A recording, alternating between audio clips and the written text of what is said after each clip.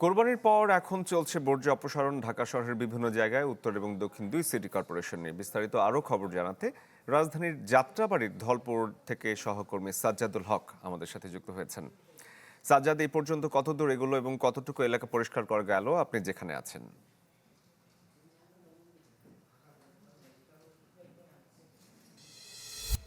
শরীফ, আমি এই মুহূর্তে আছি দক্ষিণ সিটি কর্পোরেশনের আওতাধীন ধলপুর ডাম্পিং স্টেশনে। এখানে কিছুক্ষণ আগে আমাদের দক্ষিণ সিটি কর্পোরেশনের প্রধান বর্জ্য ব্যবস্থাপক মহোদয় এসেছেন। সেখানে তিনি এসে যেটা জানালেন যে দক্ষিণ সিটি কর্পোরেশনে এ পর্যন্ত প্রায় 70% বর্জ্য অপসারণ করা হয়েছে। তিনি এটাই তিনি জানিয়েছেন এবং এখনও কাজ চলমান এবং বিভিন্ন এলাকাভিত্তিকভাবে যে ময়লাগুলো রয়েছে তারা আসলে বিভিন্নভাবে তারা ড্রেনে ময়লা ফেলার চেষ্টা করছে এবং ড্রেনেজ সিস্টেমটা এর ফলে ড্রেনেজ সিস্টেমটা আসলে ব্যাহত হবে।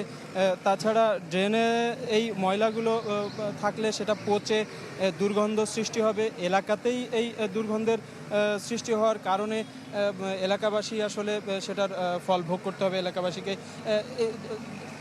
ঢাকা দক্ষিণ সিটি কর্পোরেশনের যে প্রধান বর্জ্য ব্যবস্থাপক তিনি আরও জানিয়েছেন যে এই এই এই এই ইসের ময়লার ফলে ড্রেনেজ সিস্টেমটাকে ব্যাহত করবে এবং এই ময়লার ফলে জলাবদ্ধতার সৃষ্টি হবে এবং বিভিন্ন ধরনের জীবাণু আসলে মানবদেহের জন্য ক্ষতি করবে।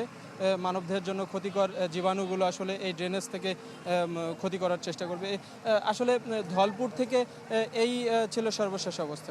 নগদ নিয়ে এলো হার না মানা হার অফার।